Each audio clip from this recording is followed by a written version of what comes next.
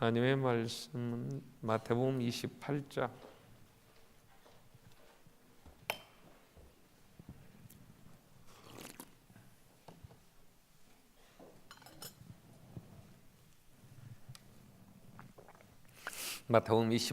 1절로 10절 말씀을 봉독합니다. 안식일이 다 지나고 안식 후 첫날이 되려는 새벽에 막달라 마리아와 다른 마리아가 무덤을 보려고 갔더니 큰 지진이 나며 주의 천사가 하늘로부터 내려와 돌을 굴러내고 그 위에 앉았는데 그 형상이 번개 같고 그 옷은 눈같이거늘 지키던 자들이 그를 무서워하여 떨며 죽은 사람과 같이 되었더라. 천사가 여자들에게 말하여 이르되 너희는 무서워하지 말라. 십자가에 못 박히신 예수를 너희가 찾는 줄 내가 아노라.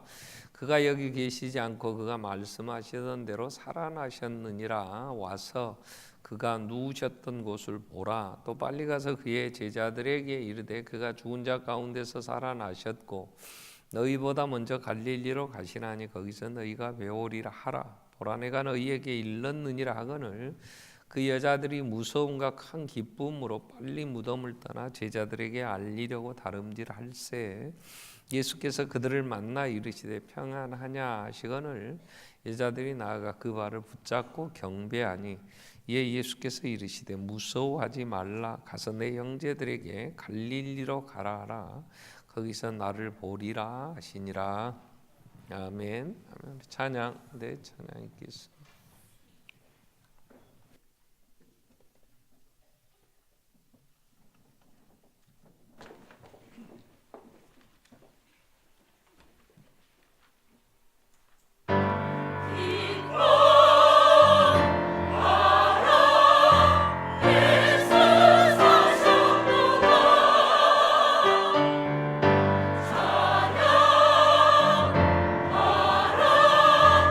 찬양하라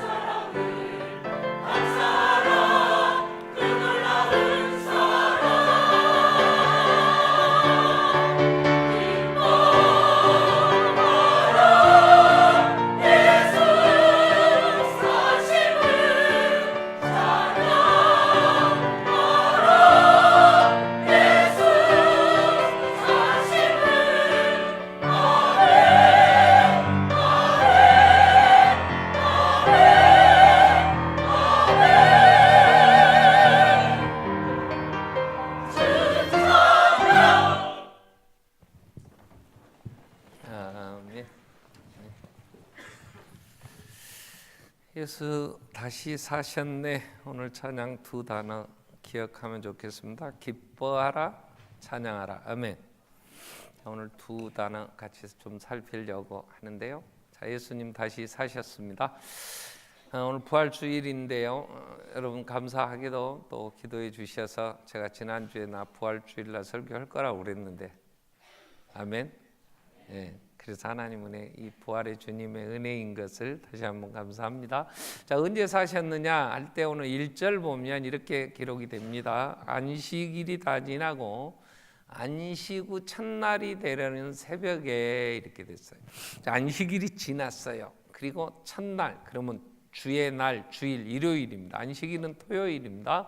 그리고 일요일입니다. 그날이 주의 날, 우리는 이래서 줄여서 주일 그렇게 얘기를 합니다. 새벽에 막달라 마리아와 다른 마리아가 무덤에 가려고 걱정이 됩니다. 왜 가려고 하냐면 그 전날 안식일이 오기 전 금요일 오후에 갑자기 예수님이 재판받고 죽어버렸어요. 그렇게 재판이 신속하게 대제사장의 법정에서 죽여야 된다. 그래서 죽일 권한이 없다고 빌라도의 법정으로 넘겨서 로마의 당시의 총독이 사형 언도를 내려야 되니까 그래가지고 갔더니 빌라도가 또 사람들이 예수 죽여야 된다고 하니까 그 여론에 밀려서 정치적 재판이 되는 거죠. 예수 죽여라 이렇게 된 거죠.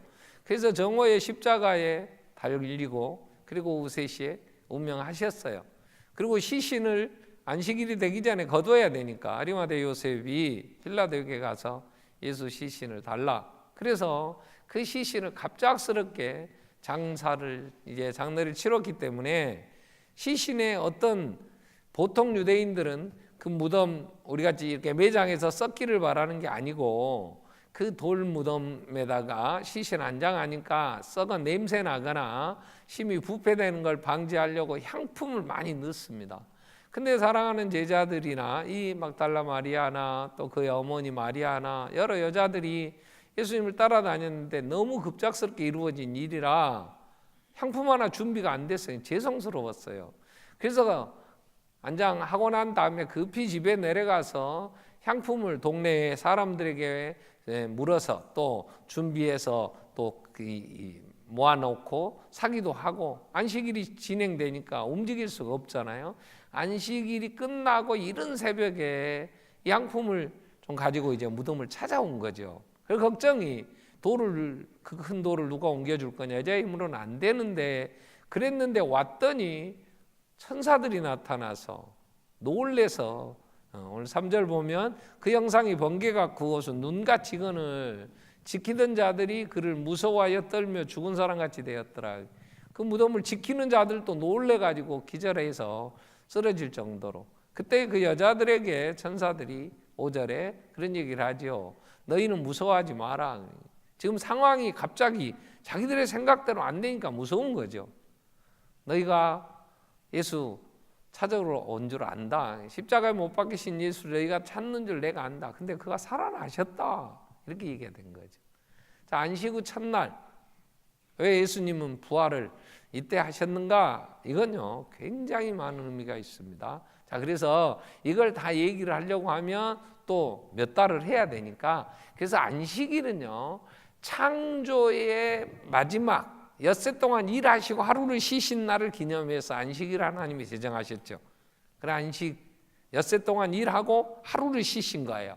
자, 이건 율법에서 우리가 수고함으로 구원을 얻는 우리가 뭔가를 해서 그 대가로 우리가 사는 거 이건 안식일의 의미가 있어요. 자, 그런데 우리는 그렇게 살면 참 힘듭니다. 그죠? 여러분 우리는 능력이 부족하잖아요. 몸도 아프고 세상은 어렵고 갑자기 변하는데 이 세상을 어떻게 이해도 안 되고 내 힘, 내 능력으로 살려고 하니까 어렵죠. 아멘. 참 어려워. 그죠? 좀 잘생겼으면 좋겠는데 어찌다 생기다 말아갖고 얼굴로도 못해 먹겠고 또 몸집이라도 좀 크면 어떻게 하겠는데 이것도 안 되고 재능도 없고 그러니까 살려고 하니까 아니 공문 갖고 잘 다름질한다는 손흥민은 일주일에 2억씩 막 연봉 받는다는데 몸값이 막 하늘을 치고 올라간다는데 야구 방망이 갖고 오는 공 하나 잘 때렸다고 추신수는 1년에 연봉이 2천억 불. 하나로 따지면 한 주에 이게 말이 안 되는 거야. 이게 몇 억씩을 일주일에. 그런다는데 우리는 방망이 들고 공 때리려면 공이 나를 맞히고 말이야. 얘는 재능도 없고.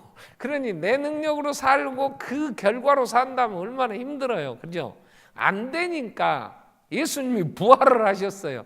부활하신 그 주일은 먼저 복 받고 사는 거예요. 아멘. 이게 기독교는 새롭게 하나님이 새로운 세상을 하나님이 만드셨는데 그날, 그래서 부활이 없으면 기독교는 없어요. 기독교는 오직 예수의 부활로 세워진 나라, 그 모든 걸 얻는 나라. 그래서 우리는 주의 날, 이 먼저 하나님의 은혜 안에서 내가 구원받고 예수의 십자가의 죽으심과 부활로 인하여 하늘의 모든 것을 상속받는 자가 되어서 예수의 이름으로 구하고 응답받고 그 기쁨으로 한 주간을 그 능력으로 사는 거예요. 이게 부활의 의미. 주의 날. 여러분 제7일 안식일교 있어요. 그 사람들이 토요일 안식이다 인정하세요. 뭐 아니라고 할 거 없잖아요. 그렇다고 그날을 지키는 거 아니거든요. 우리는 주의 날에, 주의 날, 주일에 모여 부활의 주님을 찬양하는 거예요. 주의 주님을. 그래서 찬양하라. 뭘 찬양하라고? 사셨다고 예수가. 아멘. 그래서 우리의 증거하고 찬양해야 될 내용이 뭐냐? 예수 부활하셨네. 아멘. 오직 사도들이 증거했던 증인의 내용이 뭐예요? 우리는 그분이 사신 걸 가서 전하라 그랬다. 예수, 너희가 죽인 예수, 하나님이 살리셨고 그분은 살아나셨다. 이걸 전한 거예요. 그래서 부활이 없다면 고린도전서가 부활장이라 그러죠. 고린도서 15장에 부활장이라 그러는데 17절에 보면 부활이 없다면, 그리스도께서 다시 살아나신 일이 없으면 우리 믿음도 헛되고 또 내가 여전히 죄 가운데 있을 것이요. 18절에 또한 그리스도 안에 잠자는 자도 망하였을 것이다. 그리스도 안에서 바라는 것이 다만 이 세상뿐이라면 우리같이 불쌍한 자가 누구겠냐. 그 부활이 없다면 우리는 모든 믿음도 헛되고 우리의 모든 것 다 무너지는 거짓된 거예요. 그래서 부활은 기독교의 가장 중심, 우리가 붙잡는 진리요. 그 부활의 주님이 이루시는 그 나라가 우리의 소망이란 말이에요. 그래서 부활의 그날 우리는 모이는 거예요. 이게 기독교예요. 그래서 누가 뭐라 그래도 우리는 예수의 이름으로 그 은혜로 사는 거잖아요. 자, 우리가 기도하는 예수의 이름으로 기도할 때 우리의 행위가 거룩해서 하나님 응답하십니까? 그러지 않아요. 저는 한 주간 동안 제가 수술 날짜가 잡혔는데 목요일 날 하겠다고. 목요일 수술하고 나면 아무래도 제가 주일날 회복하고 나오려면 쉽지는 않겠더라고요. 이게 통증이 많이 있다 그래요. 뭐 여러분 많은 분들이 그런 얘기하고, 그리고 수술 동의서 쓰는데 의사가 그러더라고. 이게 전신 마취를 해도 너무 아프니까 막 난리 치니까 묶어놓을 수 있다 그러더라고요. 묶어놓고 수술을 할 수도 있다고. 너무 통증이 심한 부분이라. 그리고 혹시 틀리겠거나 보철한 게 있으면 다 빼라고 막 이를 간대요. 막 어떻게 그런가 이가 상한다고. 그러니까 그 무의식적으로 통증이 심한 모양이더라고. 근데 그 후유증 이제 잘 아물고 설교를 하려면, 그래서 하나님 앞에 기도하죠. 여러분도 기도 많이 하셨잖아요. 그러니까 의로워서 우리가 선하게 살아서 하나님 우리 기도 들으셨습니까? 예수가 부활하셔서 우리 의가 되셨으니까. 로마서 4장 25절에 정리가 이렇게 됩니다. 우리의 범죄함 때문에 예수님은 죽으셨고 우리를 의롭다 하시기에 살아나셨어요. 아멘. 그래서 우리의 의가 되셔서 예수의 이름을 부르면 응답하십니다. 아멘. 부활하신 예수님의 공로로 우리의 기도가 응답된다면 아멘. 그래서 내가 기도를 하나님 앞에 그랬죠. 아버지, 이 기독교가 이 존재하는 한 부활의 이 아침에 목사가 설교도 못한다면 이게 말이 안 되잖아요. 부활의 주님. 그래서 붙잡고 이제 이거 잘 아물어서 설교하는데 이상 없도록 해주세요. 그랬더니 가만히 누워서 이제 부교를 시술하고 나와서 이제 있는데요. 이게 차츰차츰 이 통증이 내려가는 걸 느껴요. 아, 기도하시는구나. 생각나는 이름들이 있어. 여기는 이름은 생각 안 났어. 새벽기도도 안 나. 근무기도에도 잘 안 나. 아, 우리 권사님 기도하시는구나. 그 느낌이 왜 내가 어려운 게 아니고 예수의 부활 때문에. 아멘. 아멘. 그래서 예수의 부활은 우리의 유일한 소망이고 우리가 주의 날에 은혜를 받고 사는 새로운 세계, 하나님의 나라. 하나님의 나라. 우리가 수고해서 얻는 게 아니고 우리는 행한 건 죄뿐인데 예수의 은혜로 하나님의 자녀되어 그 권세로 기도하며 그 은혜 베풀어 준 은혜로 사는 겁니다. 아멘. 부활하신 주님이 주의 날에 안식 후 첫날에 부활하셨는데 제일 먼저 부활하시고 누구를 만났냐? 여러분 부활에 이렇게 중요한 일을 행하시고 여러분 상식적으로 보면 누구를 만나야 돼요? 나 같으면 베드로를 만나야지. 아니 근데 여자를 만나요. 9절에. 그래 9절에 보면 예수께서 그들을 만나 뭐라고 얘기하시냐면 빨리 가서 붙잡고 경배하니까 10절에 가서 내 형제들에게, 이 내 형제들은 예수의 제자들입니다. 갈릴리 가라 그래라. 그러니까 여자 만나지 말고 걔들 직접 먼저 만나지. 그죠? 그럼 예수님 무덤에 있다가 만났어요? 무덤에서 나와서 달려가는데 만났어요? 8절에 보면 그 여자들이 무서움과 큰 기쁨은 빨리 무덤을 떠나 제자들에게 알리러 다름질할 때 만났죠. 그럼 무덤에 있지 않아요. 예수님은 이미 부활해서 하는데 다 돌아다니고 계시잖아요. 그럼 제자들이 있는 거기 가서 야 나 살았어 이놈들아 한방 그냥 야단을 치시든지 아니면 아야 화이팅 하고 한번 하이파이브를 하든지 아야 있나야 무서워하지 마. 그러면 되잖아. 근데 지금 제자들한테 가지 않고 여자들한테 먼저 무덤에서 다름질하고 누구한테 제자들에게 예수 사셨다는 소식을 전하려고 가는 여자들을 만나. 왜 여자를 처음 만났을까? 안식 후 첫날에 부활하셨어요. 부활하신 주님이 여자를 만났어요. 제가 이 왜 여자를 만났을까? 많은 그렇게 크게 생각을 안 했는데 기독교 역사에 설교의 내용도 좋고 워낙 설교를 잘하시는 분이 한 분 계셨어요. 그래서 그분 이름이 황금의 입이에요. 황금의 입. 크리스소스톰이라고 하는 분이에요. 크리스소스톰이라는 황금의 입이라 이렇게 별명이 붙은 분. 그래서 기독교가 공인되고 이제 300년경에 유명한 크리스소스톰이 글을 썼는데 이 부분에 대한 글을 썼더라고요. 제가 너무 그래 맞아 그렇다. 정말 내가 그 글을 읽고 그럴 수 있겠다 그 생각을 했어요. 근데 그분이 뭐라고 얘기를 했냐면 이렇게 얘기했어요. 예수께 부활의 산 증인으로 여자를 택하심으로 최초의 범죄자 하와의 후손들이 겪은 슬픔과 고통을 변하여 큰 소망과 위로가 되게 하셨다 이랬어요. 지금 이 얘기는 뭔 얘기냐면 이런 거예요. 세상에 하나님이 아담을 만드시고 그 다음에 하와를 만들었어요. 근데 이 하와가 바울도 디모데에게 편지를 쓰면서 목회할 때에 교회에서 어떻게 목회를 해야 되냐는 목회 원리를 얘기할 때에 디모데전서 2장 15절부터 보면 이런 권면을 합니다. 자, 11절부터 자, 여자는 일체 순종함으로 조용히 배우라. 여자들은 일체 조용히 순종함으로 일체 조용히 배워라. 그러면서 이유를 얘기를 해요. 12절부터 여자가 가르치는 것과 남자를 주관하는 것을 허락하지 아니하노니 오직 조용할지니라. 왜? 13절에 일단 창조의 원리가 먼저 하나님이 아담을 만드시고 그 다음에 하와를 만드셨죠. 순서가 그렇고 더 기분 나쁜 건 14절이 이렇게 나와요. 아담이 속은 것이 아니라 여자가 속아 죄에 빠졌다. 이 아담의 표현으로 빌리면 이런 못된 년 너 때문에 내 인생 망쳤어. 이게 여자예요. 그죠? 그래서 지난 어제 그제 뉴스가 하나 인터넷에 국제 뉴스가 하나 났는데 인도 옆에 있던 파키스탄 같아요. 거기에 여자 학생이 학교를 갔는데 교장 선생님이 성추행을 한 거야.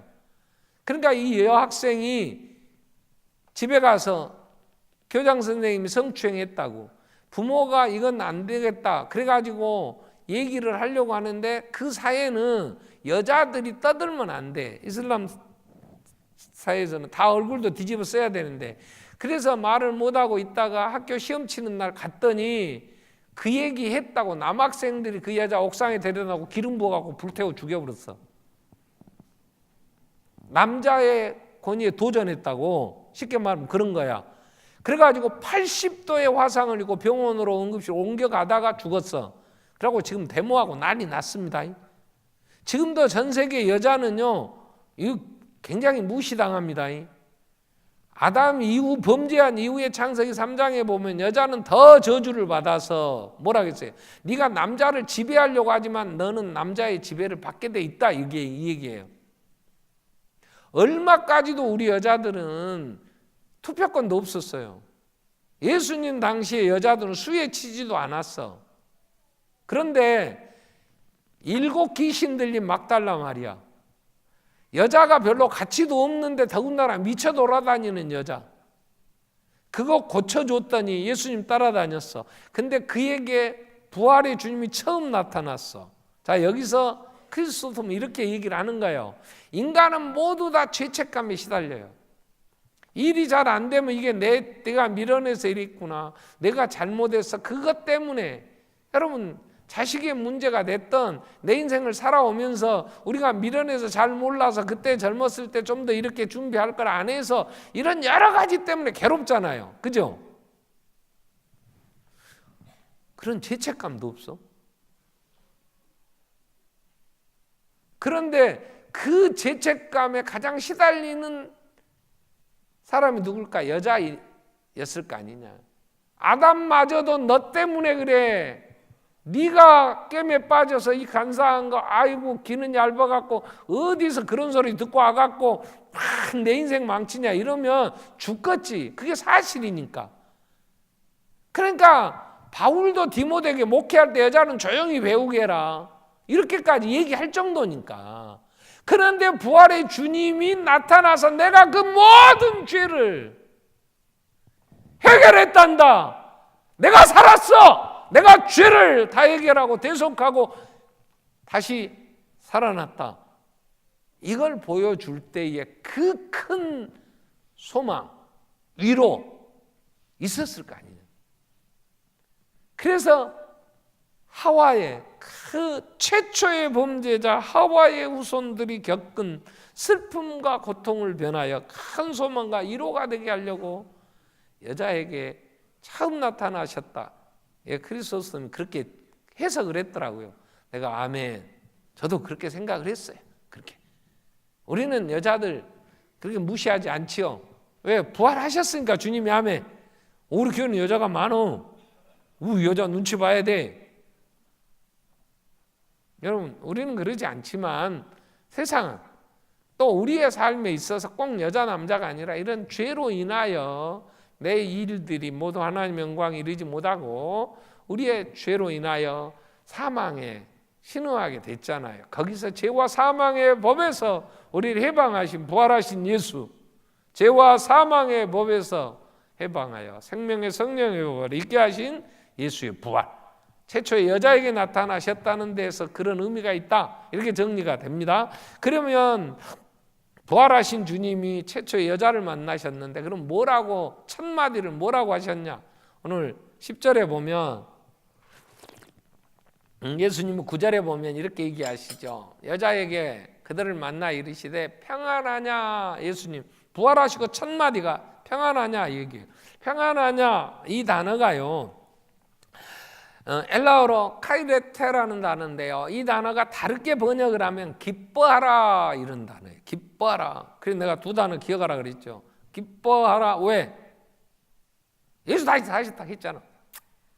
빨빨 하라. 기뻐하라. 예수 다시 사셨네. 찬양하라. 뜻은 생각 않고 그냥 공만 봤어? 아니지. 그래서 예수님이 사셔서 딱 얘기하는 기뻐해라 이렇게 된 거예요. 내가 다시 살아났단다. 자, 그러면 이제 오늘 부활의 주님 나는 기뻐하고 있는가? 이 부분 좀 살피려고 그래요. 기뻐하라고 하시는데 부활의 신앙을 갖는다면, 부활의 주님을 내가 만났고 내가 그 주님과 함께 살아간다면 우리는 부활의 주님으로 인하여 기뻐하는 거예요. 기뻐해야 돼. 자, 그러면 예수님을 만난 부활의 신앙을 가진, 그래서 기뻐해야 될 그들이 부활하시기 전에 어떻게 살았냐? 우리는 그 대표로 베드로를 좀 살펴볼 필요가 있어요. 베드로의 삶은요, 우리와 똑같은 삶을 살았어요. 왜냐? 마태복음 20장에 보면 22절부터 보면 제자들끼리 이제 예수님이 마지막 예루살렘을 향해 가세요. 유월절을 지키려고 가시는데 분위기가 이상해. 이제 내가 가서 뭔가를 할 거야 그러면서 죽는다 그러는데, 예수님이 예루살렘에 가서 죽고 대제사장들 죽고 이제 살아난다 이런 얘기도 이해가 안 되고, 그 제자들의 생각은 뭐였냐면 언제 왕이 되실까 그 생각만 하고 있었거든요. 근데 예루살렘에 가신다고 하니까 분위기가 이상하니까 이제는 왕으로 등극하실 때가 된 모양인데 이런 생각을 하고 있었어요. 그리고 가는데 제자 중에 12명의 제자 중에 요한 야고보의 어머니가 예수님을 찾아왔어요. 요한 야고보의 어머니는 예수님과 인척관계예요. 이종사촌간으로 보이는데, 그래서 22절에 보면 찾아와서 청탁을 해요. 인사청탁을. 자, 그 어머니가 왔어요. 예수께 이르시되 무엇을 원하냐? 그랬더니 나의 두 아들을 주의 나라에서 하나는 주의 우편에 하나는 주의 좌편에 앉게 명하소서. 이렇게 인척간이라고 엄마가 치맛바람을 일으키고 예수님 앞에 와서 인사청탁을 했어. 여러분, 요즘 인사청탁 해갖고 됐다고 강원랜드니 KT니 지금 난리야 우리나라. 그죠? 왜? 그건 불공평한 거예요. 있는 사람들이 청탁하면 안 될 놈들이 막 인사 고가에 또 그 평가서에 보면 막 CD 등급 받았는데도 막 최종 그래가지고 합격해가지고 다닌다 그러니까 열받잖아요. 그러면 열 제자가 24절에 이 청탁을 하니까 열 제자가 들었어. 청탁하는 소리를. 열받아 열 안 받아? 열받았어. 표현이 이렇게 나와. 그 두 형제에 대하여 뭐 했다고? 분이 여기건, 이런 죽일놈, 표현이 성경이라 좋게 분이 여기건 이런 개쌍놈, 너희 새끼 너 이리 와봐. 뭐가 이 새끼 봐야, 이거 이 싸가지 봐야? 베드로가 그랬을 거 아니야, 그죠? 새끼야, 내가 너보다 나이도 많고 해도 내가 되고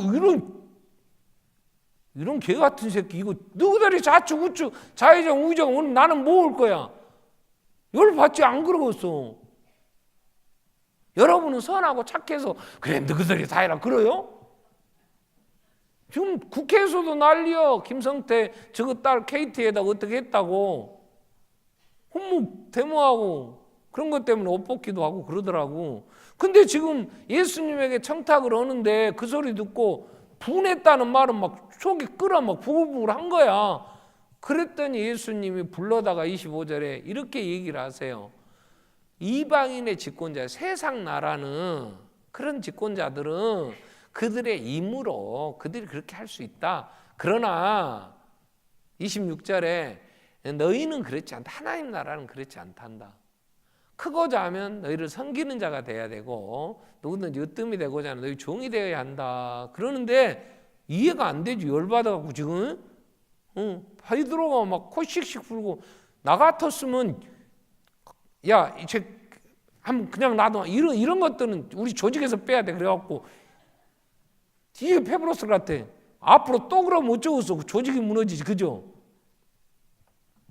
그리고 이제 예루살렘에 갔어요.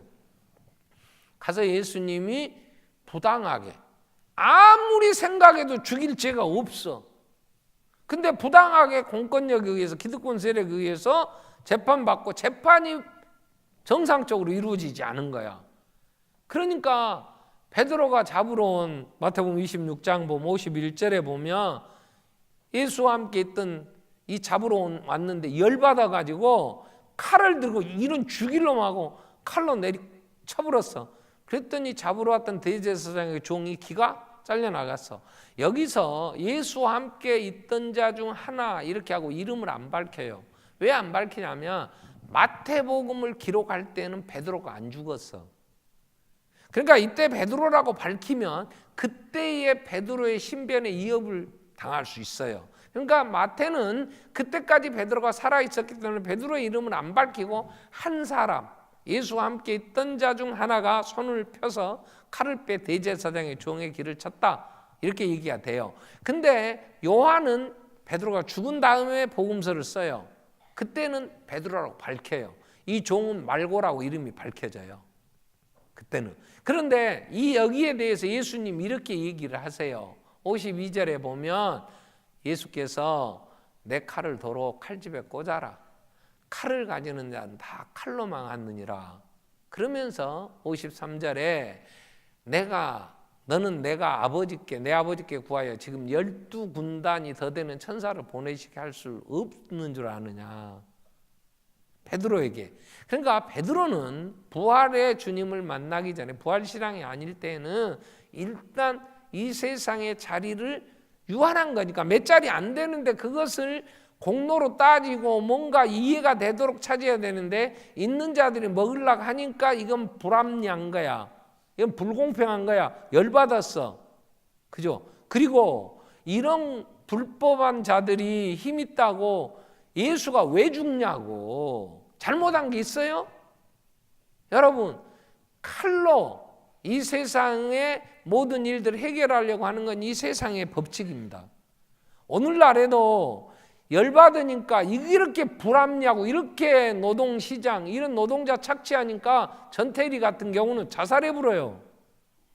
억울하면은 물대포 맞고 죽은 농민운동 하셨던 분도 계시잖아요. 안 되면 같이 한꺼번에, 어제 빨간 옷 입은 사람들이 광화문 모여서 청와대까지 갔다 왔다. 그 사람들이 생각하기는 문재인 정부가 불통이요. 도대체 이게 적폐청산인데 그것들이 적폐요. 자기들이 생각할 때는 이건 불합리한 거예요. 여러분, 김홍리 씨가 돌아가셨어요. 김대중 씨 아들이. 근데 그분이 자서전을 썼는데 그런 글을 썼어요. 대한민국에서 대통령의 아들이 무슨 죄냐, 어떻게 살란 말이냐. 그분이 결혼을 했어요. 김구 선생님 경호실장 하셨던 분의 딸하고 결혼했는데 취직이 안 돼요. 왜?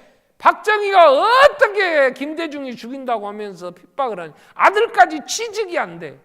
언제까지 아버지가 주는 돈으로 살아야 되느냐. 그러면서 자서전에 그 울분을 토했더라고. 그리고 전두환이가 또 얼마나, 강주가 폭도들입니까? 그렇게 국민들을 향하여 총을 쏴대고 정말로 그 헬기에서 기관총을 발사해. 이건 죽일 놈들. 이건 부당한 거라고 항거했던 강주의 민중항쟁이라 그랬잖아요. 국회에서 정리했어요. 그런데 지금 뭐라고 얘기해요? 그러면 그 소리 들으면 열받잖아요? 그럼 어떻게 해야 돼? 가서 한번 같이 까부숴야지. 칼 들고 나서야지. 근데 부활의 세계에서는 주님이 이거 아니라는 거죠. 베드로는 이렇게 살아서. 근데 예수가 부활하신 다음에, 제가 그래서 이 부활주일 설교를 준비하면서 베드로전서 1장부터 베드로후서 3장 마지막 18절까지 한번 쭉 읽으면서요, 베드로가 부활의 신앙은요, 기뻐하려고 하면 여러분 제자들의 관점이 바뀌어요. 관점이 바뀌어요. 어떻게 바뀌었냐? 베드로가 생각할 때는 이 세상이 전부인 줄 알았어. 근데 부활은요, 고린도전서 15장 19절이 정리를 이렇게 합니다. 고린도전서 15장 19절에 만일 그리스도 안에 우리가 바라는 거, 우리가 사는 거, 이것이 이 세상에, 지금 사는 이 세상의 삶뿐이라면 모든 사람 가운데 우리가 더욱 불쌍한 자이리라. 부활로 인하여 지금 우리가 사는 이 세상이 전부가 아니고 영원한 부활의 세계가 있음을 보여주신 부활의 첫 열매, 예수의 부활이에요. 이걸 본 제자들은 이 세상이 잠깐 있다가 하는 나그네의 길이구나, 이걸 알아. 그래서 베드로가 편지를 쓰면서, 부활의 신앙을 가진 베드로가 교회 편지 쓸 때 베드로전서 1장 1절부터 나오는 단어가 있어요. 그게 뭐냐면, 예수 그리스도의 사도된 베드로는 본도 갈라디아, 갑바도기아, 아시아와 비두니아에 흩어진 나그네라는 단어가 나와요. 그러면서 17절에 가서 보면 17절에 자, 외모로 보시지 않고 각 사람 행위대로 심판하신 이를 너희가 아버지라 부른즉 너희가 나그네로 있을 때 두려움으로 지내라 그래요. 이 세상이 전부가 아니고 잠깐 있다가는 나그네에 여행하는 여행자와 같은 세상이라는 걸 알아요. 이 세상이 전부일 때는 내 걸 네가 빼앗아 내가 먹어야 돼. 네가 먹어. 네가 좌우정 우의정해. 너희 죽일 놈. 그리고 싸웠어요. 그리고 이 세상에서 뭘 잘못했냐. 그래서 억울해서 칼을 들고 내리쳤어요. 근데 부활 후에 부활의 세계를 보니까 이 세상은 잠깐 지나가는 거야. 그러면서 24절 25절에 가보면 이렇게 얘기해요. 자, 모든 육체는 풀이다. 풀과 같고 그 모든 영광은 풀의 꽃 같으니 풀은 마르고 꽃은 떨어지되 오직 주의 말씀은 세세토록 있도다 하였으니 너희에게 전한 복음이 곧 이 말씀이니라. 이사야 40장 6절 이후 8절의 말씀을 베드로는 그대로 믿으면서 이 땅에 잠깐 있다 없어지는 풀의 꽃 같은 인생의 나그네의 길, 이렇게 정리가 됐어요.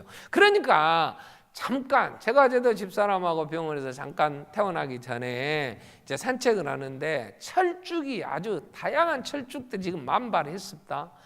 근데 철쭉이 꽃이 떨어지는데 똑 떨어져요. 똑 떨어져. 그러면서 하는 얘기가 집사람이 똑 떨어진 이 철쭉은 이쁜데 철쭉이 떨어질 때 나무에 딱 달라붙어 지저분하게 지는 철쭉도 있답다. 그건 안 이쁘다 그래서 여보, 피었을 때도 이쁘면 질 때도 이쁘게 봐주소. 그 꽃이 억울 안 하겠는가? 화려하게 피었을 때는 좋다 해놓고 질 때 지저분하게 딱 가지에 붙어갖고 그렇게 진다고 안 이쁘면 쓰겠는가? 꽃은 시들고 풀은 마르는 게 인생 아닌가? 여러분, 잠깐 있다 가는 세상에 그건 내가 안 먹었다고 내 파이가 적다고 싸울 일 별로 없잖아요. 아멘? 성도가 기뻐할 수 있는 건 하늘이 보여야 돼. 하늘이 보여야 돼. 영원한 부활의 세계가. 바울은 이렇게 얘기합니다. 빌립보 3장 7절 이후 8절에 보면 이 세상에 자랑할 만한 했던 거, 이 세상의 모든 거, 내가 예수를 아는 지식 최고의 지식이었기 때문에 내게 유익하는 모든 걸 나는 배설물과 같이 여긴다. 배설물이라는 건 오줌, 똥 이런 것들이에요. 일본 사람들이 예수를 안 믿어서 그런가 내가 어제 뉴스에 하나 보고 그놈들 참 이런 것도 하나 그랬는데 일본에서 박물관이 하나 세워졌어요. 박물관. 보통 박물관은 여러 박물관들이 있죠. 자기가 전공한 것들 기념해서. 근데 하나 만들었는데 그게 뭐냐면 똥박물관. 똥. 실제 한국 사람의 똥, 일본 사람 똥 이런 거 갖다 놓은 게 똥. 대변. 똥박물관을 만들었대 일본에서. 내 기가 막. 한번 찾아봐 인터넷에. 똥박물관은 지금 딱 나와. 그래갖고 모양을 똥 모양 5층 탑으로 쌓은 것도 만들어 놓고 네 똥이 굵다 별것 다 해라. 우리가 그러지. 뭐라고 하면 아이고 네 똥 굵어. 그래. 이 세상의 모든 영광이 오줌 똥 같은 거. 바울은 이렇게 얘기해요. 왜? 영원한 영광의 예수 안에서 그 영원한 영광의 나라가 보이니까. 그러니까 이 땅의 것 때문에 그렇게 억울하지 않아. 이 세상이 전부라고 생각하니까 원망 불평이 하나님을 향하여 하는 거예요. 근데 영원한 나라에 하나님 예수 안에 부활의 주님이 이루실 그 나라를 바라보며 그 나라에 내 기업이 있고 내가 예수와 함께 영원히 누릴 그 영광을 바라보면 이 땅의 고난은 도리어 유익이 돼. 감사가 돼. 왜? 내가 이 땅의 고난을 통하여 영광의 그 나라의 소망을 갖게 되었기 때문에 이 세상의 모든 미련을 끊고 그 나라를 바라보게 하신 하나님의 사랑이었기에 이 땅의 고난은 도리어 주의 율례를 배우게 되는 거예요. 그래서 바울이 로마서 8장 17절부터 보면 우리가 그리스도와 함께할 영광의 상속자가 아니냐. 상속자 곧 하나님의 상속자, 그리스도와 함께할 상속자, 그리스도와 함께 영광을 받기 위해서는 고난도 함께 받아야 되는데 18절에 현재의 고난은 장차 나타날 영광과 촉히 비교할 수가 없다. 이 땅의 고난은 장차 나타날 영광 부활의 세계를 통해 보면 그 영광에는 비교가 안 돼. 고난에도 기뻐할 수 있는 거예요. 아멘. 그 영광이 보이니까 바울은 그 영광을 그 이 땅의 그런 아픔들, 그 고통, 죽을 때까지 안 고쳐주시겠다는 하나님의 음성 앞에 도리어 감사한 것은 내 고난, 내 아픔, 내 연약함이 하나님의 능력을 보게 하는 것이고 자고하지 않게 하는 하나님의 사랑임을 알기에 도리어 감사했다고요. 베드로도 나그네의 길이라는 거, 제일 미련한 사람이 잠깐 다녀오는 여행에 짐은 바리바리 싸갖고 가방을 들 수 없이 끌고 밀고 그러면 웬만큼 갖고 가라. 며칠 살도 안 할 거. 여러분, 이 땅이 잠깐인데 1년 내에 안 쓰고 먼지 털었으면 버려. 1년 안 썼으면 내년에도 안 써. 그런 것은 하셨어요? 옷도 뭐 하려고 이 나이살이라는 게 있습니다. 나이 먹으면 안 맞아요, 옷이. 그러니까 너무 많은 거 갖고 있으면 아까워. 버리기도 아깝고 싸놓자니 짐되고 너무 많이 살 것도 없잖아. 잠깐 있다가 할 거 없으면 빌려 입고 아니면 주워 입고, 응? 아니면은 있는 것 갖고 자족할 줄 알고. 하나님의 영광의 나라에 우리의 기업이 있는데 뭘 이 땅에. 베드로는 바뀌었어. 그래서 기뻐해. 삶의 방식도 자네는 칼로 해결하려고 하고 그 속에 막 끌어오는 분노 때문에 막 견딜 수 없어 싸우고 살았는데 베드로전서 5장 5절에 보면 이렇게 권면해요. 젊은 자들아, 젊은 자, 막 혈기왕성해서 한번 이 세상에 한번 뭔가를 이루어 보겠다는 젊은 자들이 뭐라게요? 이와 같이 장로들에게 순종하고 서로 겸손히 허리를 동여라. 중요한 건 하나님은 교만한 자를 대적하시되 겸손한 자에게 은혜를 주시느니라. 하나님은 살아계십니다. 하나님이 역사의 주관자이세요. 내가 하는 것 같지만 하나님이 하세요. 자, 예수님이 칼을 꽂으라 그러시면서 내가 12군단이나 더 되는 천사들을 내 아버지 하나님께 청하여 못 데리고 올 것 같냐? 왜 칼 들고 설치냐? 예수님 그러셨어요. 우리가 이번 주에 읽었던 열왕기하에 보면 엘리사 얘기가 나와요. 아람의 왕이 군사 전략을 쓰려고 하면 백전백패예요. 다 들통나버려. 다 드러나버려. 그러니까 우리 중에 누가 간첩 있는 거 아니냐 그랬더니 국무회의에서 이런 얘기를 해요. 왕이요, 엘리사는요 왕의 침실에서 왕비하고 소곤소곤한 얘기 다 알아봅니다. 다 듣습니다. 이렇게 된 거예요. 그러니까 아람 왕이 그러면 엘리사부터 잡아라. 그래서 아람 군대를 사마리아의 성에 포위해서 엘리사 잡으려고 보냈어요. 엘리사의 시중드는 종이 겁났어. 그 군대를 이제는 죽었다. 그때에 열왕기하 6장 17절에 보면 엘리사가 이렇게 얘기를 해요. 기도를 해요. 여호와여, 이 종의 눈 좀 열어주세요. 그러니 여호와께서 그 청년의 눈을 열어줬어. 이게 게하시다. 나는 게하시는 아닌 것 같아. 게하시는 문둥병 걸려갖고 다시 온 청년인 것 같아. 눈을 열어. 그래서 보여줬어. 그랬더니 그가 보니 불말과 불병거가 산에 가득했어. 엘리야를 둘렀어. 그때 이 청년이 그걸 보고 18절에 뭐라고 얘기를 해요? 응? 엘리사가 죽을 줄 알았는데 그래서 그들 다 데리고 사로잡죠. 자, 우리는 부활의 주님을 봤어요, 안 봤어요? 안 봤어. 안 봤어. 그죠? 안 봤잖아. 부활하신 주님이 두 가지 얘기를 합니다. 나타나시는데 40일 세상에 계셨어요. 부활하시. 근데 많이 안 나타나셨어요.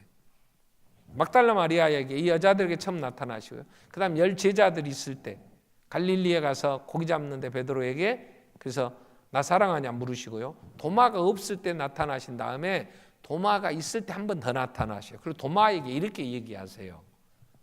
요한복음 20장 도마에게 나타나셔서 27절에 보면 너 왜 나 안 보고 안 봤으니 못 믿겠다 그러냐? 자, 내 손을 내밀어서 내 옆구리 만져봐라. 그리고 믿음 없는 자 되지 말고 믿는 자가 되어라. 이렇게 얘기해요.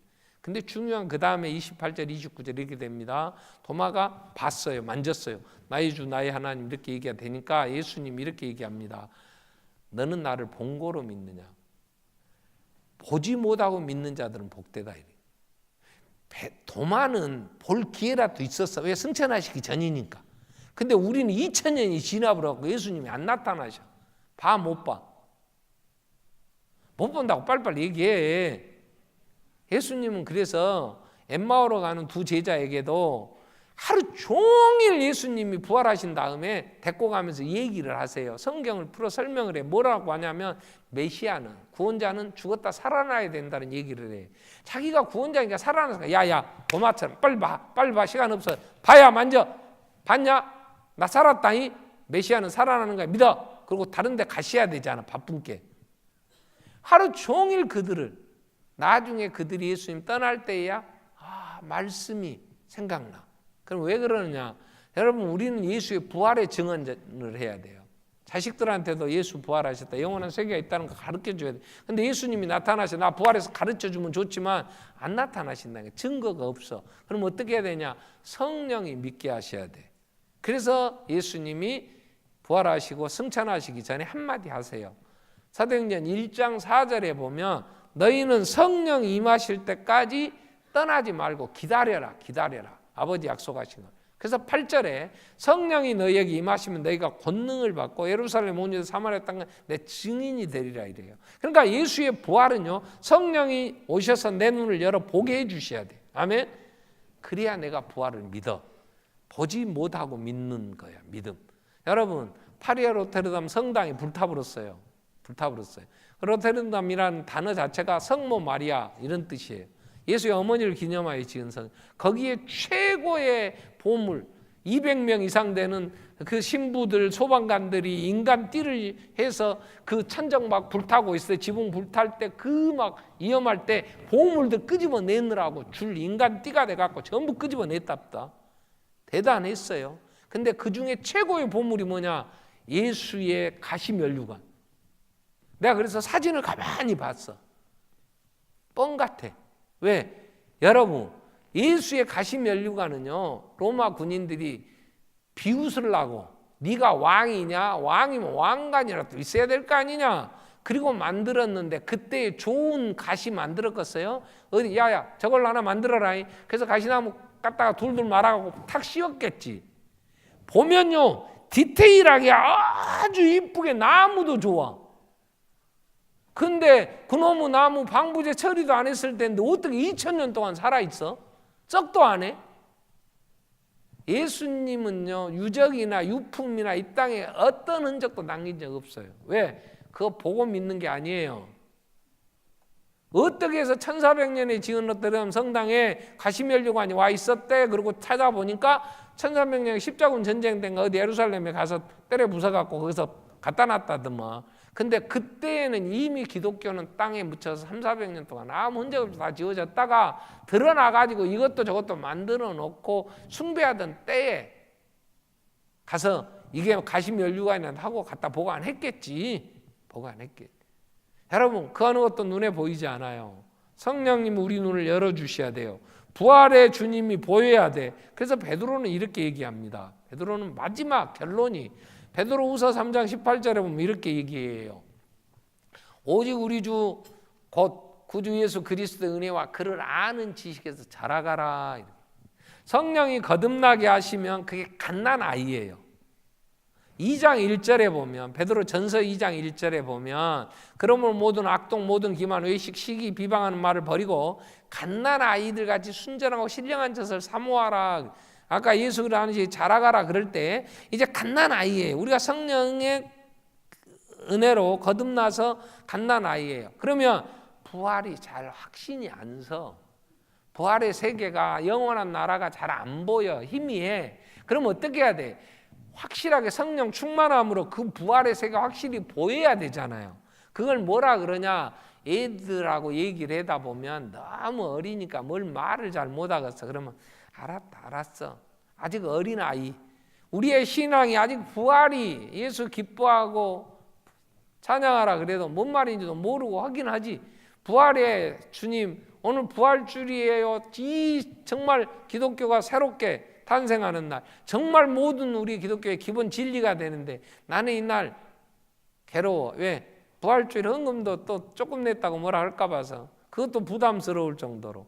그렇다면 이건 기뻐함이 아니잖아. 왜? 이건 그 영광이 안 보인 거야. 너무 어린 거예요. 이제 이게 환히 보여야 되잖아. 그래서 자라가라는 거야.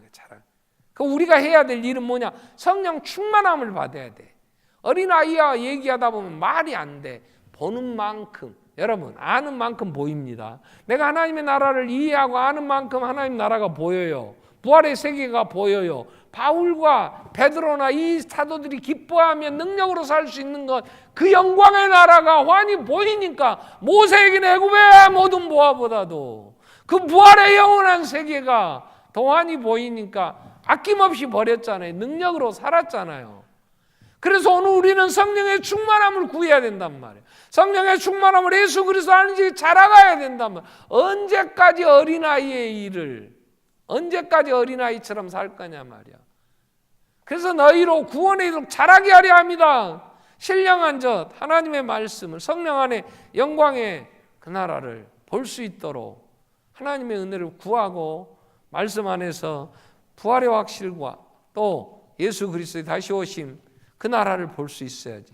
우리 한번 기도하겠습니다.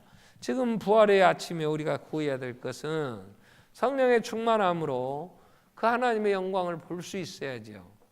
보지 않고 믿는 귀한 믿음, 부활의 그 나라, 우리는 기뻐하며 찬양하며 소망 가운데 우리가 살아갈 수 있도록 성령 충만함으로 부활하신 주님 그 영광의 나라를 보게 해 주십시오. 같이 한번 우리 통성으로 기도하겠습니다. 살아계신 하나님,